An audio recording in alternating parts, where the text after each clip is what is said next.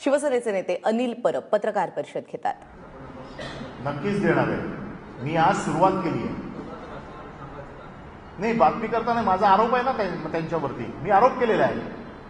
माझे जर आरोप खोटे असतील तर त्यांनी माझ्यावरती आपल्या नुकसानीचा दावा करावा दाखल. मी पत्रकार परिषद घेऊन आरोप करतोय. आरोप मी करतोय ना. मी आरोप केलेला आहे. माझे आरोप त्यांनी खोडून काढावेत. जसं जसं जसं भारतीय जनता पक्ष आमच्यावरती आरोप करते आणि आम्हाला एका विशिष्ट आरोपीच्या पिंजऱ्यात त्यांनी उभं केलेलं आहे, किंबहुना करण्याचा प्रयत्न करतायत.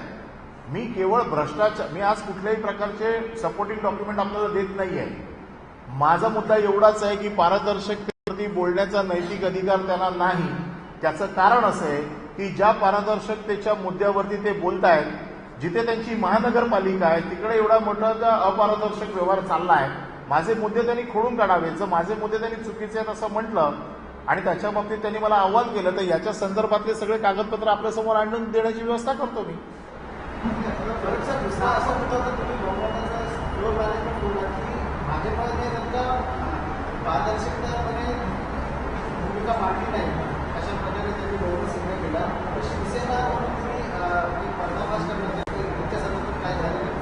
नाही, पहिलं ते काय उत्तर देत आहेत ते बघूया ना. मी आज प्रश्न उपस्थित केलेला आहे की महाराष्ट्राच्या जनतेला कळलं पाहिजे की हे सत्तेत कसे आले. पारदर्शक व्यवहार तर दिसलेला नाहीये. यांच्याकडे तेवढं संख्याबळ नव्हतं की ज्या संख्याबळाच्या आधारावरती तिकडे आकडा क्रॉस करून त्यांनी बहुमत सिद्ध केलं. मग कोणाशी यांचा व्यवहार झाला, काय व्यवहार झाला, हे महाराष्ट्राच्या जनतेला कळायला नको.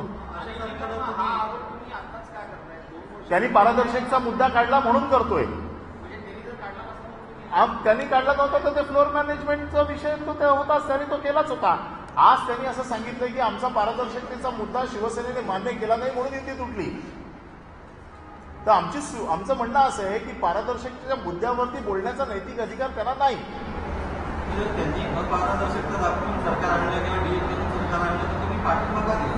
नाही, पाठिंबा आम्ही त्यावेळेला दिला. त्यावेळेला पाठिंबा देण्याची कारणं सांगितली की त्यावेळेला अस्थिर सरकार होतं. महाराष्ट्राच्या जनतेवरती पुन्हा एकदा निवडणुका येऊ नयेत या दृष्टिकोनातून पाठिंबा देतो हे त्याच वेळेला पत्रकार परिषदेत माननीय पक्षप्रमुख उद्धवजी ठाकरेंनी सांगितलं. त्याचं कारण त्यावेळेला आम्ही खुलासा केला. आम्ही काय कुठलंही कारण लपवलेलं नाही.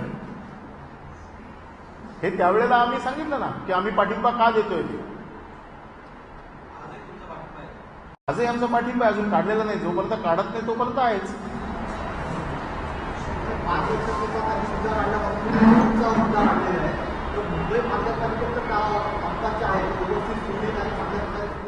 नक्कीच सुरळीत आहे. मुंबई महानगरपालिकेचं आम्ही नेहमी वारंवार तुम्हाला सगळ्या गोष्टी सांगितलेल्या आहेत आणि आजही आमचं म्हणणं असं आहे की मुंबई महानगरपालिकेमध्ये जर कोणी गैरव्यवहार केलेला असेल किंवा तो जर सापडला तर त्याला जरूर शिक्षा झाली पाहिजे. आणि ही मागणी आम्हीच केलेली आहे, शिवसेनेनेच केलेली आहे. शिवसेनेच्या महापौरांनीच पत्र दिलेलं आहे.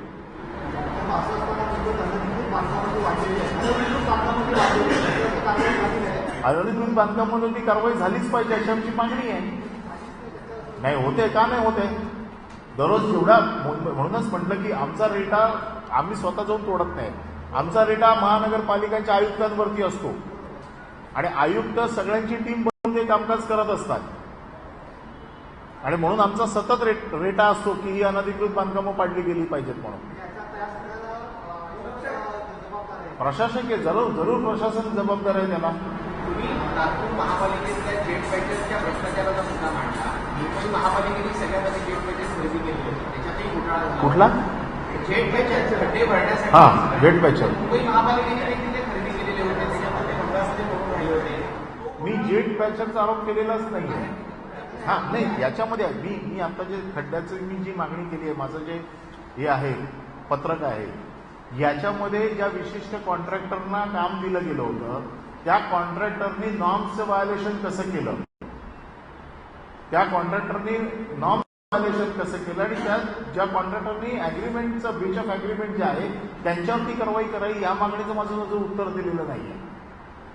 जेट पॅचच्या बाबतीमध्ये जर असेल तर नागपूर महानगरपालिका आणि नागपूर महानगरपालिकेने केलं असेल आणि मुंबईचं तर त्याची सगळी कारणं शोधून मी तुमच्यासमोर सांगू शकतो.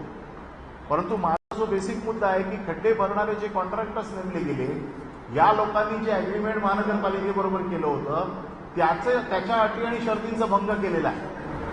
तसंच अटी आणि शर्तींचा भंग मुंबईमध्ये देखील झालाय. मुंबईच्या महापौरांनी स्वतः आयुक्तांना हो, मग त्याच्यावरती कारवाई जशी इकडे कारवाईची ते मागणी करतात तशीच कारवाईची मागणी मी तिकडे करतोय ना.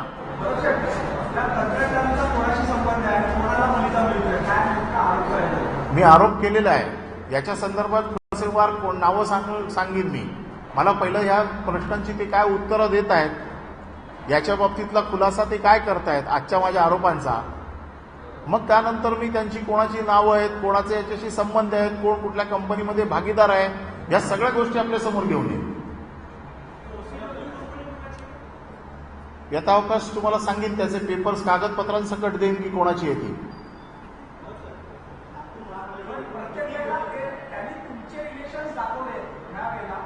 नाही, त्यांनी आजपर्यंत कोणाचे रिलेशन्स दाखवलेले नाहीत. त्यांनी सगळे हवेतच बाण मारले.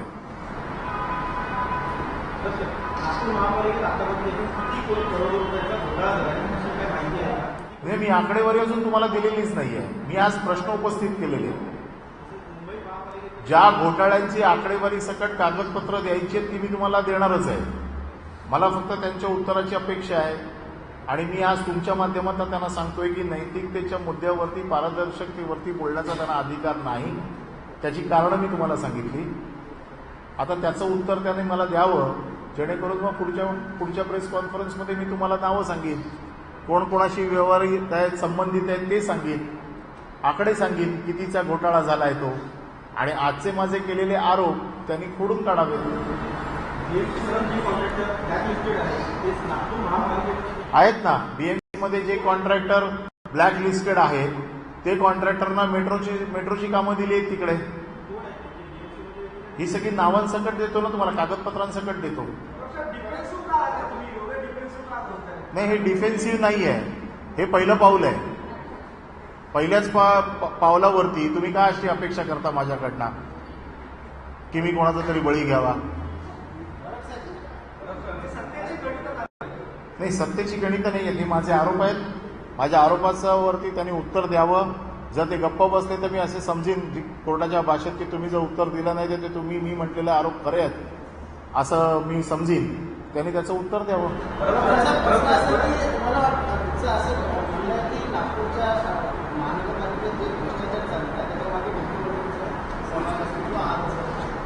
मी असा कुठलाही आरोप केलेला नाहीये. त्यांचा सहभाग आहे की आहे. पण नागपूर महानगरपालिका ही भारतीय जनता पक्षाच्या ताब्यात आहे. मुख्यमंत्र्यांचं स्वतःचं ते घर आहे. मुख्यमंत्री तिकडे महापौर होते. मुख्यमंत्र्यांच्या अध्यक्षतेखाली किंवा त्यांच्या मार्गदर्शनाखाली ती महानगरपालिका चालते. आणि म्हणून तिकडे होणाऱ्या प्रत्येक कारभाराला प्रत्यक्ष किंवा अप्रत्यक्ष मुख्यमंत्री जबाबदार आहे.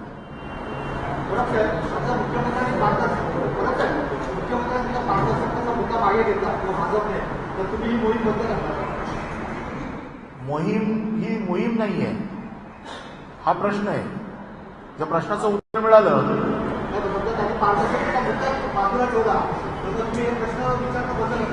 नाही, मी माझे प्रश्न विचारणारच आहे. हा एक प्रश्न आहे. माझे याच्या पुढचे 10 प्रश्न आहेत. त्याच्यातला हा एक प्रश्न आहे.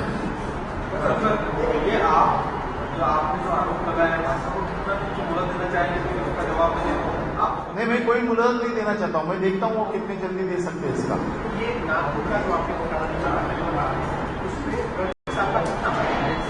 नहीं, मैं किसका परसेंटेज कितना है, किसका हाथ है वो नहीं चाहता हूँ. मैं भारतीय जनता पक्षा की वहां पर सत्ता है. अब ये सब उसी में है ना, तो अभी उन्होंने बोलना चाहिए कि कौन देख रहा है, उसका कॅप्टन कौन है. मुख्यमंत्र्यांनी पारदर्शकतेच्या मुद्द्यावरती युती तुटली असं त्या दिवशी विधान केलं. आणि म्हणून पारदर्शकतेच्या मुद्द्यावरती सर्वप्रथम हे सरकार ज्यावेळेला स्थापन झालं, ज्यावेळेला शिवसेना पक्षाचा याला पाठिंबा नव्हता, त्यावेळेला यांच्याकडे एवढं संख्याबळ तर नव्हतं की जे बहुमतात करण्यासाठी संख्याबळ लागतं ते भारतीय जनता पक्षाकडे नव्हतं. मग अशी कुठली जादू त्यांनी केली किंवा असं कुठलं डील केलं की ज्या डीलच्या आधारावरती त्यांनी सरकार आपलं स्थापन केलं, हे महाराष्ट्राच्या जनतेला कळलं पाहिजे. आणि म्हणून पारदर्शकतेचा सगळ्यात पहिला प्रश्न जो निर्माण झाला आहे तो तिथेच निर्माण झाला. आणि पारदर्शकता त्यांनी लोकांच्या महाराष्ट्राच्या जनतेला सांगावं की एवढं बाकीचं उरलेलं संख्याबळ हे आम्हाला कसं मिळालं, कोणी आम्हाला मदत केली, कशाच्या जोरावरती आम्ही सरकार स्थापन करू शकतो. म्हणजे जे सरकार आज पारदर्शकतेच्या गप्पा मारते त्यांचं मुळात स्थापन होणंच अपारदर्शक आहे. आणि म्हणून आमचा हा त्यांना पहिला प्रश्न आहे. नागपूर महानगरपालिकेच्या बाबतीमध्ये पारदर्शकतेच्या मुद्द्यावरती असंख्य प्रश्न मी उपस्थित केले. मी नागपूर महानगरपालिकेच्या आयुक्तांना पत्र दिलं होतं 19/8/2016 स्वतः भेटून, माझं शिष्टमंडळ भेटून मी त्यांना पत्र दिलं होतं. आणि त्यामध्ये जे मुद्दे उपस्थित केले होते त्याच्यामध्ये रस्त्याला जे खड्डे पडलेले आहेत त्याच्यामध्ये त्या खड्डे दुरुस्तीच्या कामामध्ये ज्या कॉन्ट्रॅक्टर्सनी घोटाळा केला त्याची चौकशी करून त्याच्यातला अहवाल मी मागितला होता. सिमेंट कॉन्क्रीटचे रोड जे नागपूर महानगरपालिकेने बनवले त्याच्यात भ्रष्टाचार झाला अशा प्रकारचे मी आरोप केले होते. आणि त्यांना सगळे त्यावेळेला सविस्तर ह्या सगळी कशा पद्धतीने हा घोटाळा झाला हे सांगितलं होतं. OCW हा जो पाण्याची जी कंपनी जी आहे, पाणी व्यवस्थापन बघणारी नागपूरची जी कंपनी आहे, या कंपनीला महानगरपालिका 4 रुपये प्रति लिटर पाणी देत होतं, ते 22 रुपये प्रति लिटर नाही, 1000 लिटर जे त्यांचं ते युनिट असतं पाण्याचं ते करण्यात आलं. आणि जर एवढ्या मोठ्या पटीने पाण्याचे पैसे वाढवले त्याच्याची प्रमुख अट जी होती ती प्रमुख अट अशी होती की 24 तास नागपूर शहराला 10 झोनमध्ये पाणी देण्यात येईल. 2011ला हा करार झाला होता. आजपर्यंत नागपूर शहराला 24 तास पाणी मिळालेलं नाही. आजही कित्येक भागांमध्ये नागपूरमध्ये दिवसाड पाणी येते, अशुद्ध पाणी येते, रोगराई होण्यासारखं जे पाणी असतं ते पाणी दिलं जात आहे. मग जनतेच्या पैशावरती हा टाकलेला दरोडा नाही आहे का? आणि म्हणून ही नागपूर महानगरपालिकेमध्ये हे दरोडेखोर कोण आहेत? ह्या दरोडेखोरांना हुडकून काढलेच पाहिजे आणि लोकांच्या पैशावर ज्यांनी दरोडा टाकलेला आहे त्यांना नागपूरमधनं हद्दपार केलं पाहिजे.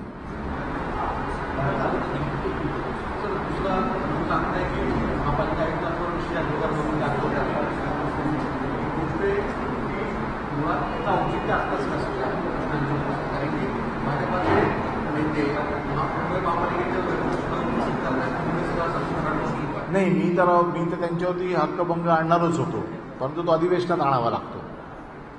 परंतु आता हा विषय त्यांनी उपस्थित केला आहे म्हणून मी तो आपल्यासमोर मांडतोय. नाही तर माझी कारवाई अशी होणारच होती आणि हक्कभंग दाखल केल्यावरती आपल्याला कळणारच होतं. पण आज आपण अनायसे भेटलेलो आहोत नागपूर महानगरपालिकेचा विषय म्हणून मी आपणास हे सांगितलं की मी येणाऱ्या अधिवेशनामध्ये त्यांच्यावरती हा विशेष हक्कभंग आणणारच आहे.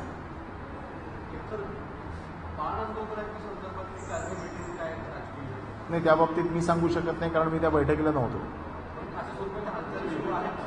मला माहीत नाही, मी आज वर्तमानपत्रात वाचलं.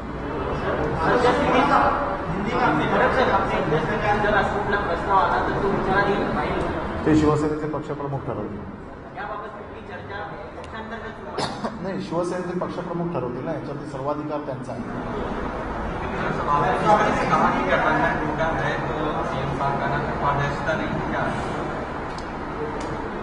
सीएम साहब ने कहा है कि पारदर्शिता के मुद्दे पे ये युति टूटी और शिवसेना को पारदर्शिता मंजूर नहीं है. तो मैं आपको कहना चाहता हूं कि मैंने पहले ही दिन इस चर्चा में पारदर्शिता का मुद्दा आया, उसी दिन मैंने ये मंजूर किया था कि शिवसेना पारदर्शिता के इस मुद्दे को मंजूर कर रही है. लेकिन पारदर्शिता सिर्फ मुंबई महानगर पालिका में होनी नहीं चाहिए, वो जहाँ जहाँ युति है तो नागपुर महानगर पालिका में भी होनी चाहिए, राज्य सरकार में भी होनी चाहिए, केंद्र सरकार में भी होनी चाहिए. और इस पारदर्शिता के मुद्दे को लेके हमारे मन में जो प्रश्न उपस्थित हुए उसमें से पहला प्रश्न ये है, महाराष्ट्र की जनता पारदर्शिता के मुद्दे को समझना चाहती है तो ये सरकार तो जिनके पास में जो बहुमत में जाने के लिए जितना फिगर लगता है उतना नहीं था. शिवसेना ने उस वक्त इनको सपोर्ट नहीं दिया था. तो ऐसे कौन सी डील उस वक्त हुई थी कि इन्होंने सरकार बनाने के लिए जो फिगर चाहिए या सरकार बनाने के लिए जो करना पड़ता है। ऐसा कौन सा काम किया कि जिस वजह से ये सरकार बनी? ये महाराष्ट्र की जनता चाहती है, क्योंकि जिस सरकार पारदर्शिता का अगर बात करती है तो उसके स्थापन होने का अगर प्रश्न यहाँ पर अगर उपस्थित हो रहा है और उसी में पारदर्शिता नहीं है तो इनको कोई नैतिक अधिकार नहीं है पारदर्शिता पे बात करने का। सर, इसके अलावा ये नागपुर महानगर पालिका पूरा कामकाज सीएम की देखरेख में काम करता है कि जो घोटाला और भ्रष्टाचार को कहीं ना कहीं इनकी जानकारी में नहीं। नागपुर महानगर पालिका की जिम्मेदारी भारतीय जनता पक्ष की है, उनकी सत्ता है वहाँ पर और मुख्यमंत्री वहीं के हैं और वो वहाँ पर मेयर रह चुके हैं। नागपुर महानगर पालिका का प्रत्यक्ष अप्रत्यक्ष उन्हीं से संबंध है। आपको लगता है कि इंडायरेक्टली जो भी इन्होंने आपको कह रहे हैं ऐसा है कि उनकी जानकारी सीएम के निगरानी में ही ये सब चल रहा है, तो उनका ये जो सब जितने भी मेरे आरोप है वो यही आरोप है कि नागपुर महानगर पालिका में अगर घोटाला हुआ है तो उसको जिम्मेदार कौन है? इसके अलावा दो मेरे और राष्ट्रीय सवाल है। एक बीजेपी अमित शाह ने कहा है कि राम मंदिर बिल बनाएगी, यूपी चुनाव को देखते हुए शिवसेना कैसे देखती है? नहीं, उसके बारे में हमारे पक्ष प्रमुख आपको जवाब देंगे, उन्होंने कल दिया भी है।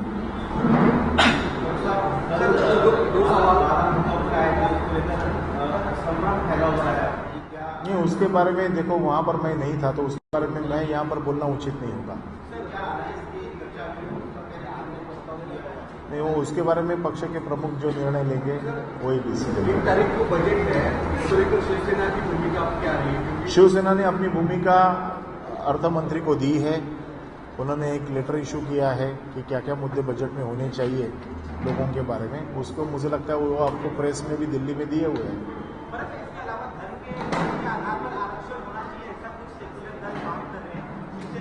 नहीं, उसके बारे में शिवसेना के पक्ष प्रमुख निर्णय जो लेंगे वो आपको बताया जाएगा।